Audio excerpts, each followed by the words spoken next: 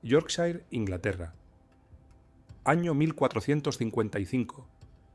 En el gran salón del castillo de Bledsoe, los documentos legales están siendo firmados. No son contratos comerciales ordinarios, son papeles que determinarán el destino de una niña de 12 años, llamada Margaret Beaufort. Su padre murió cuando ella tenía 1 año. Su tutor ha decidido que es hora de que se case, con él mismo. Tiene 24 años. Pero Margaret no es un caso aislado. Es parte de un sistema que definió Europa durante 1000 años. Hoy vamos a descubrir la verdad histórica documentada sobre los matrimonios medievales. Una realidad tan sistemática, tan legalizada, tan normalizada, que incluso los historiadores modernos han preferido hablar de leyendas inventadas antes que examinar los documentos reales, porque resulta que la famosa leyenda del Jus Primae Noctis, el supuesto derecho de los señores a reclamar la primera noche, el auto, probablemente nunca existió como práctica legal generalizada. Los historiadores lo han buscado durante décadas y apenas encontraron evidencia. Pero lo que sí existía, lo que sí estaba completamente legalizado, lo que sí destruyó millones de vidas, era mucho más sistemático y mucho más perturbador que cualquier leyenda. Era un sistema donde las niñas eran legalmente vendidas por sus propias familias, donde el matrimonio era un contrato de propiedad, donde una vez firmados los papeles, una mujer perdía todos sus derechos legales para siempre. Los documentos históricos no mienten, los registros de matrimonio, los códigos legales, los testimonios de la leyenda más oscura. ¿Mito o realidad? La leyenda es tan conocida como controvertida. Los señores feudales supuestamente tenían el derecho legal de reclamar ciertos privilegios con cualquier mujer recién casada en sus dominios en su noche de bodas. El término latino Jus Primae Noctis, que literalmente significa derecho de la primera noche, ha permanecido en nuestra imaginación colectiva durante siglos.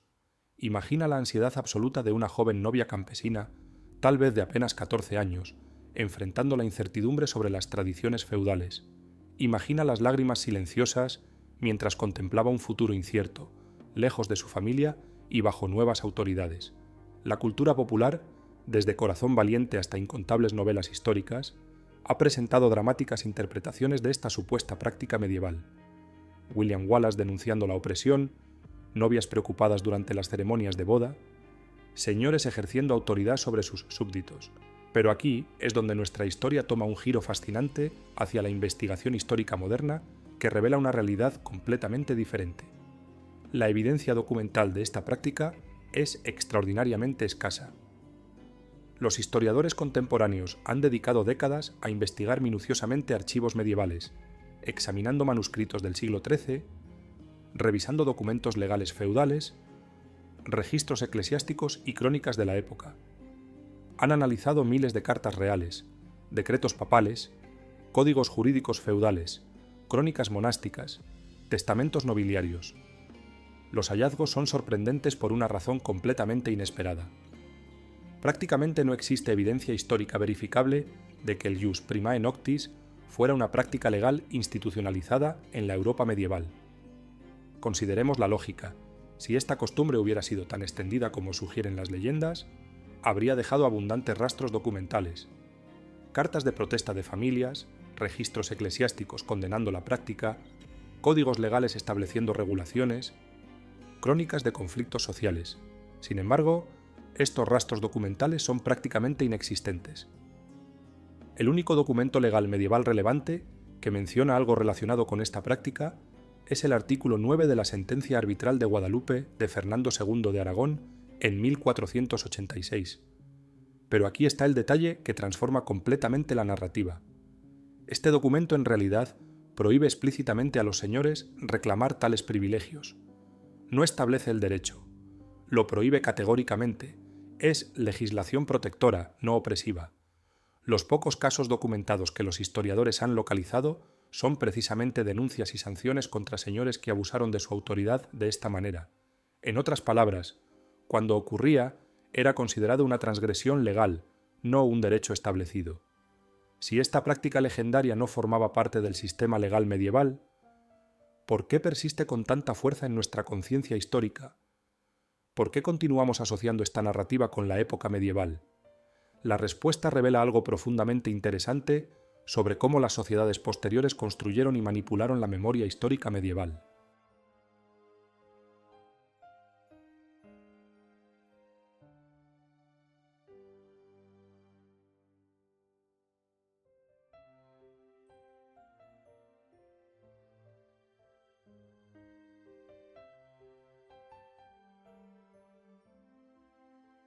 La propaganda del terror. ¿Por qué se inventó la leyenda?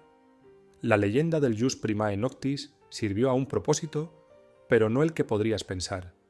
Los escritores del Renacimiento e historiadores posteriores a menudo usaron este mito para demostrar cuán civilizados e ilustrados se habían vuelto en comparación con sus predecesores medievales. Era propaganda histórica diseñada para hacer que períodos posteriores parecieran más progresivos en comparación. Imagina a un escritor francés del siglo XVI sentado en su estudio iluminado, escribiendo sobre la brutalidad de sus ancestros medievales. Con cada línea que escribía sobre señores feudales violando novias indefensas, se sentía más civilizado, más moral, más avanzado. Estaba creando una versión del pasado que hacía que su presente pareciera glorioso en comparación. Voltaire, el gran filósofo de la Ilustración, perpetuó estas historias no porque fueran verdad, sino porque servían a su agenda. Demostrar que la razón y el progreso habían liberado a la humanidad de la oscuridad medieval. Los románticos del siglo XIX añadieron más capas de dramatismo, convirtiendo lo que comenzó como propaganda política en entretenimiento gótico. Pero aquí está la parte más siniestra de toda esta construcción mítica. Permitía a la gente enfocarse en un horror en gran medida ficticio, mientras ignoraba la opresión sistemática muy real que las mujeres medievales soportaron cada día. Era más fácil indignarse por un derecho sexual mítico que examinar las estructuras legales, económicas y sociales reales que convertían a las mujeres en propiedades. El mito se convirtió en una distracción del trauma histórico genuino. Mientras la gente se horrorizaba por la idea de que un señor feudal pudiera reclamar una novia en su noche de bodas, ignoraban completamente el hecho de que esas mismas novias eran vendidas como ganado por sus propias familias. La ironía más cruel, que los escritores que inventaron y perpetuaron estas leyendas vivían en sociedades donde las mujeres seguían teniendo muy pocos derechos, donde la violencia doméstica era legal, donde las esposas eran propiedad legal de sus maridos. Era más cómodo inventar horrores medievales que confrontar las injusticias de su propio tiempo. Esta distorsión histórica nos enseña algo fundamental sobre cómo la humanidad procesa el trauma colectivo. Preferimos leyendas dramáticas y fáciles de condenar que realidades complejas y sistemáticas que podrían requerir que cambiemos nuestro comportamiento actual. Pero la ausencia de derechos de primera noche legalizados no significa que las noches de bodas medievales fueran seguras o consensuales. De hecho, la realidad a menudo era mucho más compleja, más brutal y más deshumanizante que cualquier leyenda jamás imaginada.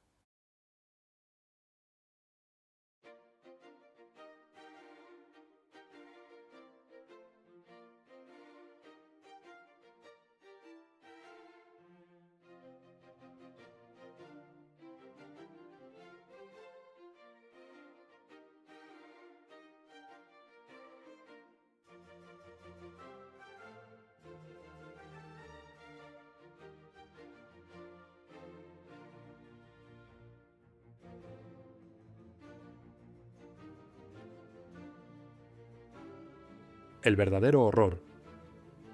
Cuando las niñas se convertían en mercancía. Para entender la verdadera oscuridad de las noches de bodas medievales, necesitamos entender qué significaba el matrimonio en la sociedad medieval. No era una unión de dos adultos que consentían enamorados. Era una transacción comercial, una transferencia de propiedad y una consolidación de poder. Y aquí está el horror que ninguna leyenda jamás ha capturado completamente. Las mujeres en la Europa medieval no eran consideradas entidades legales independientes. Desde el momento en que respiraban su primer aliento hasta que exhalaban su último suspiro, existían bajo la autoridad legal absoluta de los hombres.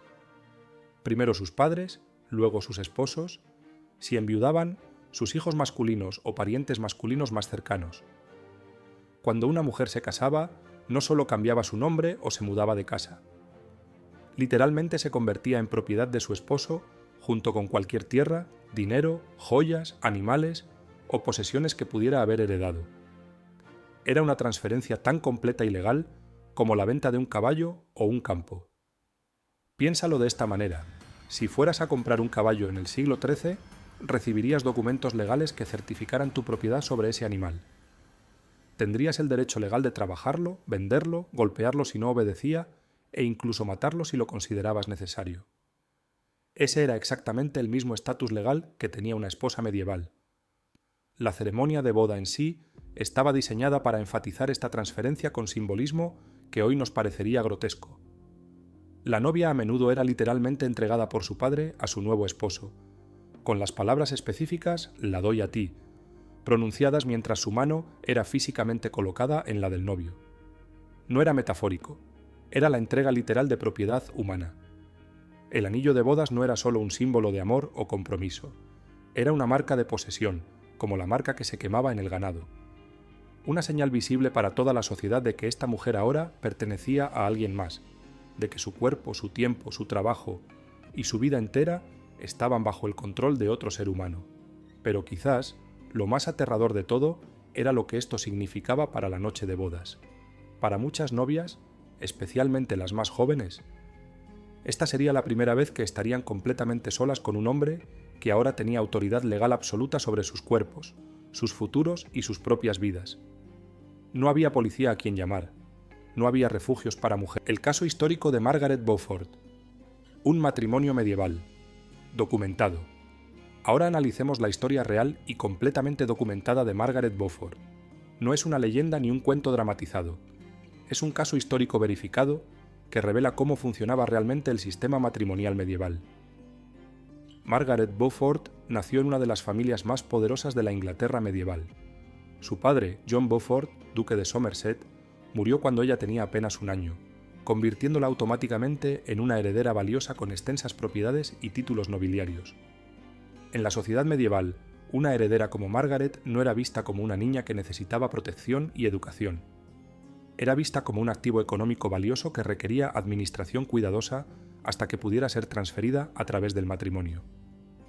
A los 6 años, Margaret fue formalmente prometida a John de la Pole por decisión de su tutor legal. Era una niña aprendiendo sus primeras letras cuando los adultos decidieron completamente su futuro reproductivo y económico. Pero los poderosos cambian las alianzas políticas según les conviene. 3 años después, cuando Margaret tenía apenas 9 años, su compromiso fue cancelado. Fue reprometida a Edmund Tudor por orden directa del rey Enrique VI. Edmund no era un extraño. Técnicamente era su medio hermano y también había sido designado como su tutor legal. Los primeros 12 años de la vida de Margaret transcurrieron como una negociación comercial constante, con ella como el objeto del intercambio según las conveniencias políticas de hombres poderosos. El 1 de noviembre de 1455 se celebró formalmente la ceremonia matrimonial entre Margaret y Edmund Tudor. Los registros históricos son precisos. Ella tenía 12 años, él tenía 24. Esta disparidad de edad era completamente legal y socialmente aceptable según las normas medievales. Lo más problemático del caso de Margaret es que Edmund Tudor ocupaba simultáneamente 2 roles.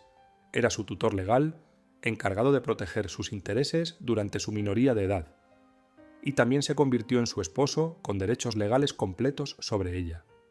Este doble papel ilustra una característica fundamental del sistema legal medieval. Los mismos hombres que supuestamente protegían los intereses de las menores podían luego reclamar esos mismos individuos como esposas y obtener acceso. Los registros históricos demuestran que Margaret quedó embarazada poco después de su matrimonio. En la primavera de 1456, a los 13 años, Margaret estaba esperando su primer hijo. Según los estándares médicos modernos, esto representa un embarazo de alto riesgo en una menor cuyo desarrollo físico aún no había completado. Durante su embarazo, Edmund Tudor fue capturado mientras participaba en las Guerras de las Rosas, del lado de Lancaster.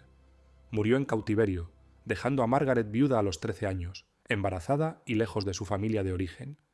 En enero de 1457, Margaret dio a luz a su hijo en el castillo de Pembroke. Los registros históricos indican que el parto fue extremadamente difícil y traumático.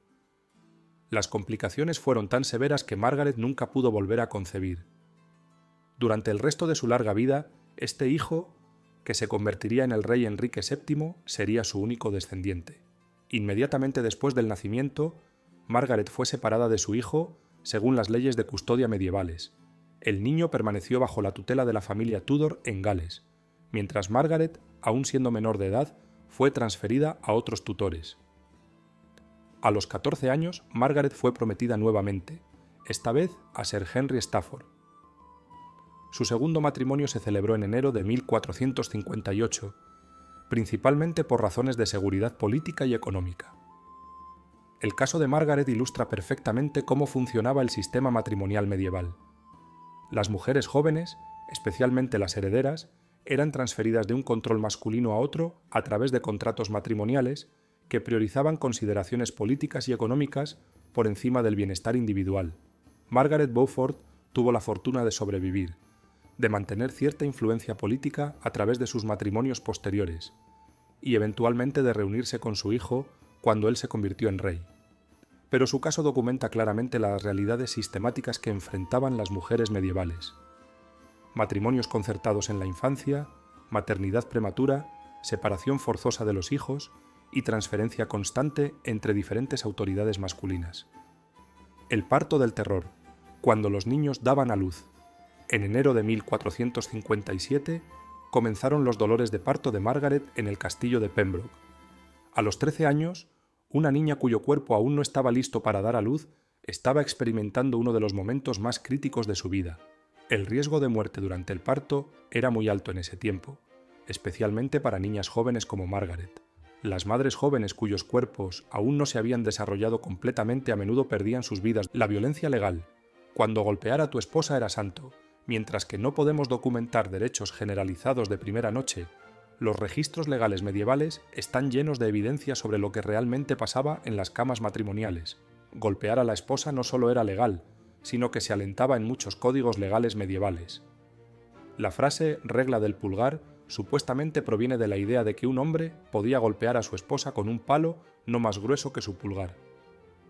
Aunque esta etimología está en disputa, el sentimiento que representa era muy real. Los textos legales medievales a menudo discutían cuándo y cómo un esposo podía corregir a su esposa a través de violencia física. La doctrina de la Iglesia apoyaba esto, enseñando que Dios había puesto a las mujeres bajo autoridad masculina específicamente debido a su supuesta debilidad moral e intelectual. La violencia en la noche de bodas era particularmente común y particularmente brutal.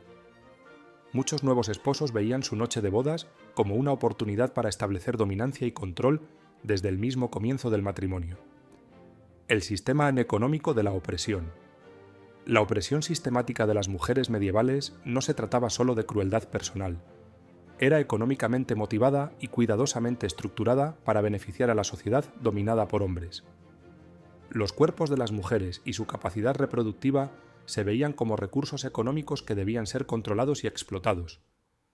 La dote de una novia, el dinero o propiedad que su familia pagaba para asegurar su matrimonio, no era un regalo para ayudar a la joven pareja a comenzar su vida juntos.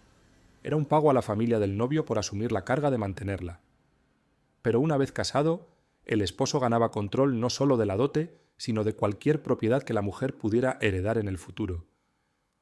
Esto creó un sistema donde las mujeres eran literalmente compradas y vendidas, con las noches de boda sirviendo como la transacción final. La consumación del matrimonio no era solo un momento personal entre esposos, era la confirmación legal de que la compra se había completado y la mercancía entregada. Tobarat. Las pocas que resistieron, historias de rebelión trágica. A pesar del poder abrumador del sistema alineado contra ellas, algunas mujeres medievales sí resistieron, pero sus historias de rebelión a menudo terminaron en tragedia, sirviendo como advertencias para otras mujeres sobre las consecuencias de desafiar la autoridad masculina. Los registros legales contienen relatos dispersos de mujeres que lucharon contra esposos abusivos, pero los castigos por tal resistencia eran severos. Una mujer que golpeara a su esposo podía ser azotada públicamente, puesta en cepos o incluso ejecutada dependiendo de las leyes locales. Algunas mujeres intentaron huir de matrimonios abusivos, pero la ley medieval daba a los esposos el derecho de cazar y regresar por la fuerza a las esposas fugitivas. Existían cazadores profesionales de esposas en algunas regiones. hombres que se especializaban en rastrear y capturar mujeres que habían escapado de sus matrimonios. Quizás lo más trágico, algunas novias jóvenes se quitaron la vida antes que enfrentar lo que sabían que venía. El suicidio entre mujeres recién casadas era lo suficientemente común que algunos códigos legales medievales específicamente abordaban el problema, aunque típicamente castigando a la familia de la mujer en lugar de examinar las condiciones que la llevaron a tal desesperación. El legado que nunca murió. La opresión sistemática que caracterizó el matrimonio medieval no desapareció cuando terminó la Edad Media. Muchas de estas actitudes y prácticas persistieron durante siglos, evolucionando y adaptándose, pero nunca verdaderamente desapareciendo. El concepto legal de que un esposo no podía violar a su esposa porque ella era su propiedad y había consentido a todos los actos sexuales futuros a través del matrimonio, la violación marital no fue reconocida como crimen en los 50 estados de EEBU, hasta 1993, y permanece legal en muchos países alrededor del mundo hoy. La idea de que las mujeres están naturalmente preparadas para la sumisión y el servicio doméstico, que su valor primario reside en su capacidad reproductiva, y que la violencia masculina contra las mujeres a veces está justificada. Estas actitudes medievales hacen eco a través de siglos de ley, literatura y costumbre social hasta el día presente. La verdad más oscura. Que cualquier leyenda. La leyenda del Jus Primae Noctis ha capturado nuestra imaginación porque representa un símbolo claro y dramático de opresión masculina que podemos fácilmente condenar y distanciarnos. Es una historia de horror conveniente que nos hace sentir superiores a nuestros ancestros medievales. Pero la realidad de las vidas de las mujeres medievales era mucho más compleja y en muchas formas más perturbadora que cualquier leyenda. La opresión sistemática, legal, religiosamente sancionada que caracterizó su existencia diaria, no era el producto de unos pocos señores malvados reclamando privilegios sexuales. Era el resultado de una civilización entera, construida sobre el principio de que las mujeres eran propiedad que debía ser poseída, controlada y explotada. Estas mujeres vivieron y murieron en un mundo donde sus noches de bodas a menudo marcaban no el comienzo de la vida adulta y la compañía, sino el fin de cualquier pequeña libertad que pudieran haber disfrutado como hijas. Su sufrimiento no era legendario, era diario, sistemático y en gran medida invisible al registro histórico porque era tan completamente normal que pocas personas se molestaron en documentarlo.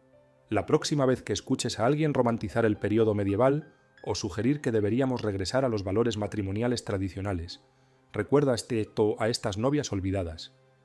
Recuerda su miedo, su dolor y su impotencia. Recuerda que los buenos tiempos pasados fueron construidos sobre la opresión sistemática de la mitad de la población humana. Sus historias merecen ser contadas no porque sean impactantes, sino porque son verdad.